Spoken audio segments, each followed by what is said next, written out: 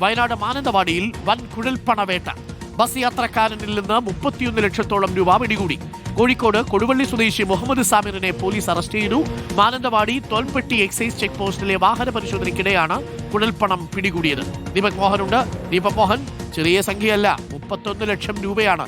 എവിടെ നിന്ന് ആർക്കു വേണ്ടി കൊണ്ടുവന്നു? എന്തെങ്കിലും വിവരങ്ങളുണ്ടോ ദീപക്? Good morning.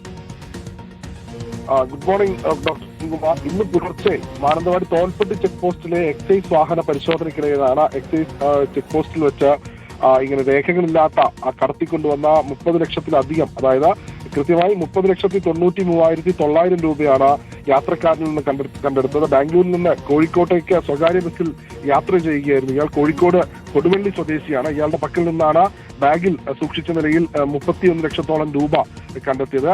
ഇപ്പോൾ നിലവിൽ ആദായ നികുതി വകുപ്പിന് ഇയാളെ കൈമാറിയിട്ടുണ്ട്. കൂടുതൽ നടപടിക്രമങ്ങൾ ഉടൻ തന്നെ ഉണ്ടാകുമെന്നാണ് എക്സൈസ് വകുപ്പ് പറയുന്നത്. ഒപ്പം പോലീസും സംഭവ സ്ഥലത്തുണ്ട്. കൊടുവള്ളിയിലേക്കാണ് ഇയാൾ, ബാംഗ്ലൂരിൽ നിന്ന് കോഴിക്കോടേക്കുള്ള ബസ്സിലെ യാത്രക്കാരനായിരുന്നു. കൊടുവള്ളിയിലേക്കാണ് ഈ പണം കൊണ്ടുപോയതെന്നാണ് ഇപ്പോൾ എക്സൈസിന് ലഭിച്ച വിവരം. Arun, thank you. ഇപ്പോൾ ദീപക് മോഹനാണ് വിവരങ്ങൾ നൽകിയത്.